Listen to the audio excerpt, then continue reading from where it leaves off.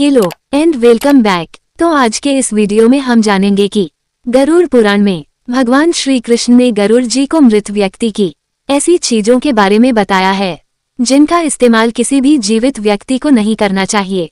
भगवान श्री कृष्ण कहते हैं कि प्रकृति का ये नियम है कि जिसका भी जन्म हुआ है उसकी मृत्यु तय है और यह सत्य है जिसे कोई भी मना नहीं कर सकता है।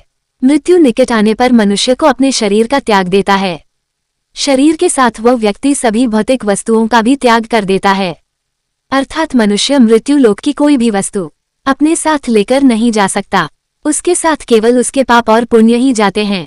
यदि किसी मनुष्य ने अपने जीवन काल में पाप से अधिक पुण्य किए हैं तो उसे मृत्यु के समय कोई कष्ट नहीं होता है, उसके प्राण सहज गति से निकलते हैं।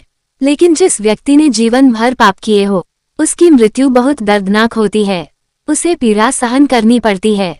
यमराज के दूत उस पर बिल्कुल रहम नहीं करते हैं और उसे अपने पास में बांधकर खींचते हुए लेकर जाते हैं। यमलोक जाने के मार्ग पर उस पापी व्यक्ति को बहुत दुख होता है। वो हाहाकार करता हुआ नरक के मार्ग पर चलता है, लेकिन दूतों को उस पर दया नहीं आती है और वो उसे और पीड़ा देते हैं कि आत्मा का इस संसार में कुछ भी अपना नहीं है।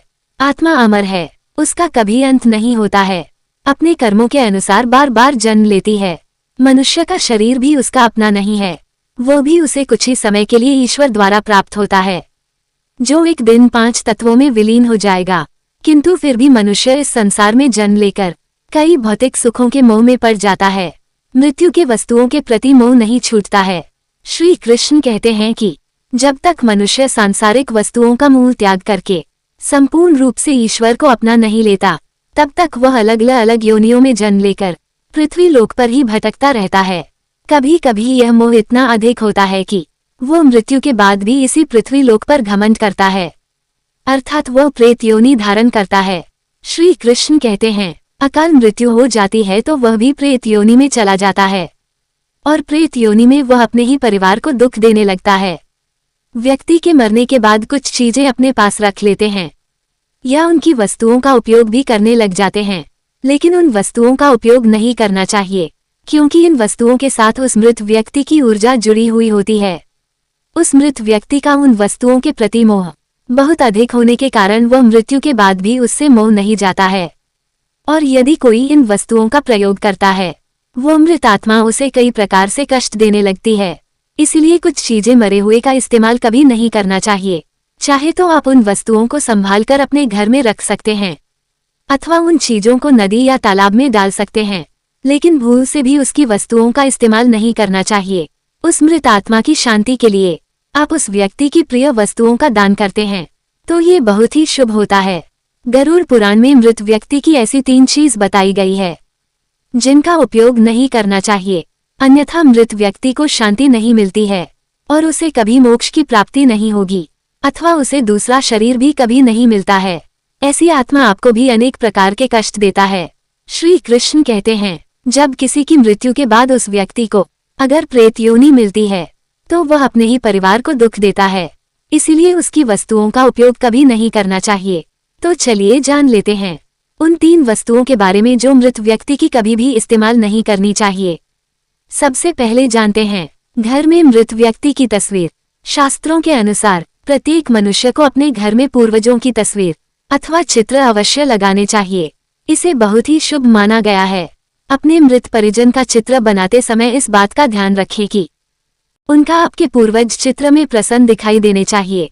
हम उनके चित्र के दर्शन करें तो हमारे मन में उनके प्रति श्रद्धा तथा प्रेम का भाव प्रकट हो।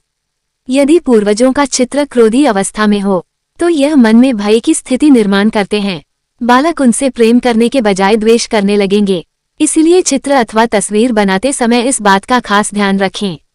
ध्यान रहे आपके पूर्वज अब इस संसार में नहीं है और ना ही मनुष्य है। आपको उनका सम्मान करना चाहिए, किंतु उनके सामने अपना दुख और क्रोध जैसी भावनाओं को प्रकट न करे, अन्यथा आपके पितृदेव दुखी पितृपक्ष के दिनों के अलावा अन्य दिनों में उनका आवाहन अथवा उनकी पूजा नहीं करनी चाहिए। पितृपक्ष के दिनों के अलावा अन्य दिनों में जो आत्माएं घर में प्रवेश करती है विपरीत आत्माएं होती है। इससे घर में भयंकर दुख का वातावरण निर्माण होता है। वास्तु शास्त्र के अनुसार पितरों की अथवा पूर्वजों की तस्वीरों को भूल से भी पूजा घर में नहीं रखना चाहिए। इससे भगवान का अपमान होता है। इससे आपके सभी और क्रोधित हो जाते हैं। यदि अकाल मृत्यु हुई है तो वह प्रेत योनि में चले जाते हैं और पृथ्वी लोक पर ही भटकते हैं जब तक उनकी आत्मा की शांति के लिए नारायण बलि की पूजा नहीं की जाती।